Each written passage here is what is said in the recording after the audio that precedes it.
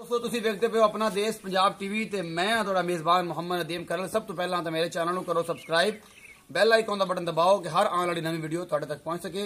दोस्तों ते बेलियो अज ठंड बड़ी हैगी है ते इस ठंड दे विच मेरा एक चाचा खालिद ते जनाब मेरा भाई जुहेब जनाब शरकपुर शरीफ तो जनाब जिला शेखपुरा ते मंडी फैजाबाद तो जनाब तशरीफ लैके आए ते मेरे को दो मज्जां उन्होंने खरीदियां जिहड़े मैं ते मेरा कैमरामैन तुहानूं दिखावांगे।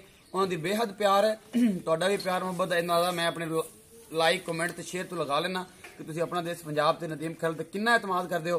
ते जनाब पहले तुहानूं मज्जां विखा लैने जिहड़ी उन्होंने मज्जां खरीद लईआं ने, उस तो बाद उन्होंने मालकां नूं भी पुछने कोई मसला कोई रौला कोई रप्पा ये जी कोई गलबात तो नहीं हैगी जिहदे नाल कोई मसला या कोई प्रॉब्लम क्रिएट होंदी होवे।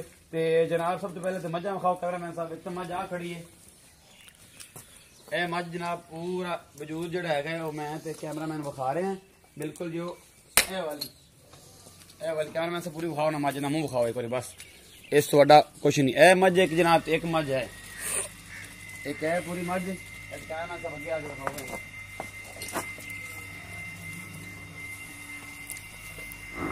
इधर मुंह कर सवेरे सवेरे ही आकड़ी खड़ियां एक मज्ज है पैर रखता मेरे पैर उत्ते सवेरे सवेरे कहीं खड़ देनी सी इन्हें। कैमरामैन साहब आओ जरा इधर। ते ये जनाब चौधरी जैद साहब इत्थे आओ जरा। ए मेरे वीर ने जनाब चौधरी जैद साहब, ए जनाब फैजाबाद तो शरकपुर शरीफ तो जनाब ये तशरीफ लैके आए ने जनाब। इन्होंने दो मज्जां खरीदियां ने, एक ओह ते एक आह वाली। इन्हों पुछने जनाब किसी किस्म का कोई मसला कोई रौला कोई रप्पा या कोई किस्म का कोई फ्रॉड है या इन्होंने रहने च कोई दिक्कत हुई है तो जनाब चौर साहब पुछने हैं। कैमरा में थोड़ा अगे आ जाओ क्योंकि चौर साहब थोड़ा घट बोलना है। चौर साहब दसो कैमरे में किसी किस्म का कोई मामला है कोई आने से कोई प्रॉब्लम? मामला नहीं, कोई फरेड नहीं, कोई झूठ नहीं।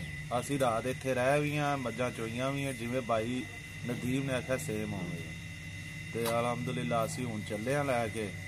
अल्लाह साडे नसीबां च भी करे ते इंशाअल्लाह तुसी भाई हरां दा चैनल वेखो, कोई दा फरेब वाली गल कोई नहीं। इधर भाई किन्ने पैसे भरे ने आप? तकरीबन 5 लाख रुपया। हाँ जी बिल्कुल 5 लाख। ये दो जानवर जनाब तकरीबन 5 लाख रुपए इन्होंने खरीदे ने जनाब।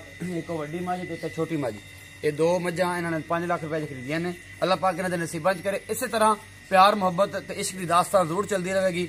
अपना बहुत सारा ख्याल रखिया जे, मिलते हैं अगली वीडियो च। अल्लाह निगहबान।